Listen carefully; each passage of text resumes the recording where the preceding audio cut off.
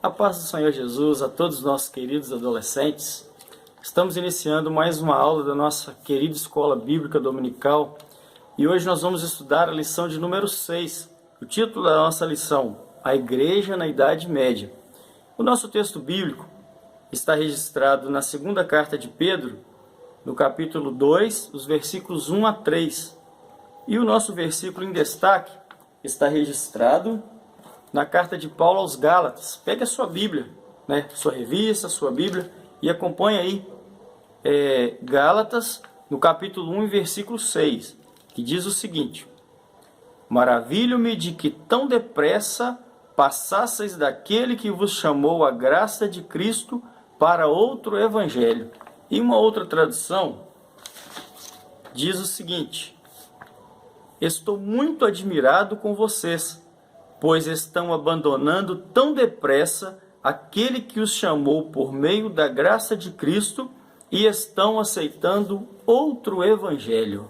Nas lições anteriores, os nossos queridos professores nos falaram sobre o comportamento da igreja em diferentes épocas. Como que a igreja reagiu, como que a igreja se comportou diante de cada tribulação, diante de cada perseguição enfrentada. E hoje nós vamos aprender sobre a igreja na Idade Média. Depois da morte e ressurreição de Jesus, a igreja foi grandemente perseguida por aproximadamente 300 anos.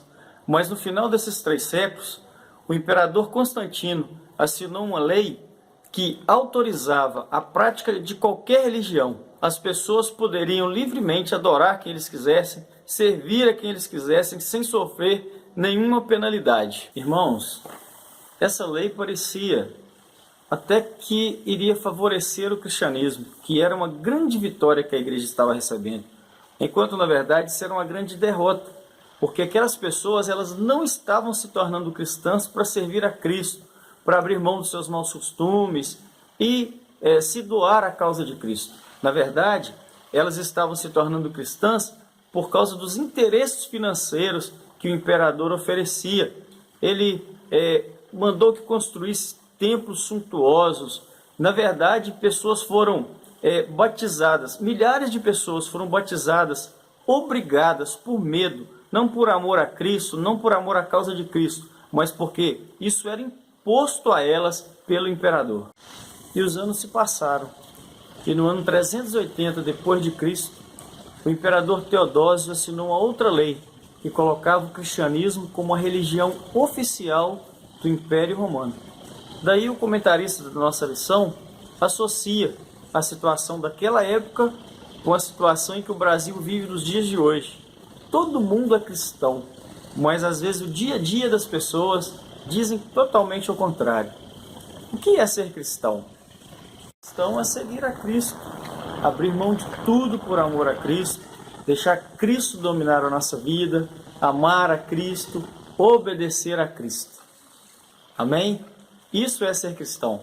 Você se considera um cristão? Na nossa introdução, nós falamos um pouco sobre a suposta vitória do cristianismo após o 3º século depois de Cristo. Os cultos que antes eram oferecidos a Deus de forma simples, sincera, com devoção, agora começaram a sofrer alterações, inovações que nada tinha a ver com a verdadeira adoração a Deus. Tudo isso, irmãos, porque homens corruptos, sem temor nenhum de Deus, agora começaram a assumir a posição de liderança religiosa, não para que a vontade de Deus fosse cumprida, não para se submeter à vontade de Deus, mas para que a vontade egoísta do coração deles fosse cumprida e usando as suas próprias habilidades para convencer o povo, para persuadir o povo a fazer aquilo que eles queriam. Aquela igreja, meus queridos irmãos adolescentes, que antes era tão sofrida, ministérios às vezes sustentados por pobres, viúvas, agora essa igreja era tão poderosa que estava na liderança. Em meio a tanta riqueza material, o lado espiritual estava em crise, decadente. Ensinamentos totalmente contrários, extremamente contrários aos ensinos de Jesus. estavam sendo implantados na mente e no coração dos cristãos. Gostaria de pedir a todos os adolescentes que leiam esse ponto com atenção, procurem informações seguras a esse respeito e depois respondam a pergunta: como temos usado as nossas habilidades? Como estamos usando as nossas habilidades enquanto cristãos? Será que para que a glória de Deus seja manifestada, para que os propósitos de Deus sejam cumpridos? Ou será que para que os desejos egoístas do nosso coração venham à tona, aconteçam, né? Às vezes até julgamos as nossas habilidades insignificantes, mas é só você lembrar do que aconteceu naquele dia que 5 pães e 2 peixes apenas foram colocados nas mãos de Jesus. Então, pense nisso. No nosso terceiro ponto, irmãos, nós aprendemos que com o passar do tempo, com todos esses acontecimentos, a igreja de Roma começou a se afastar dos ensinamentos de Jesus. Tudo isso por causa daquilo que nós já dissemos anteriormente. Líderes profanos, mundanos, começaram a se apoderar da igreja de Cristo. E como ninguém tinha acesso à Bíblia, que era escrita e lida em latim, as pessoas praticavam aquilo que era ensinado para elas. E tudo que elas ouviam sobre Deus fazia com que elas acreditassem que Deus era um ser sem nenhum tipo de misericórdia, de amor e de bondade. E dessa forma, irmãos, a igreja foi se afastando do seu Criador. Mas em todos os tempos existiram cristãos fiéis a Deus.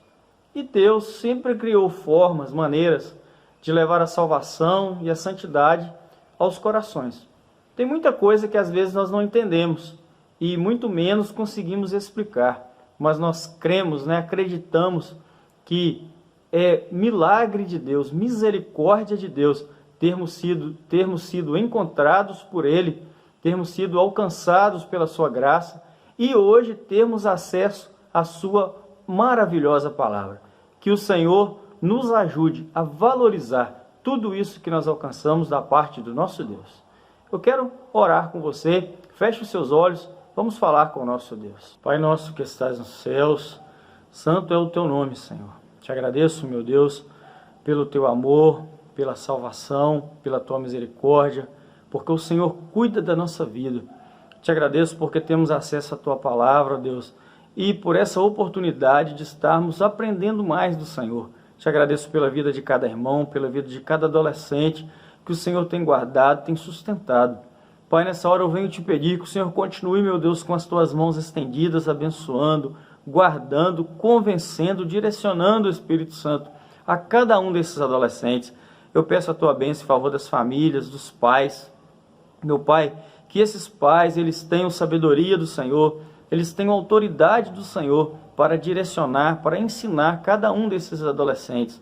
Pai, toma a nossa vida em tuas mãos, nos fortalece, continue conosco, Deus, porque nós precisamos do Senhor, nós dependemos da tua presença a todo tempo conosco. É o que te pedimos, em nome de Jesus.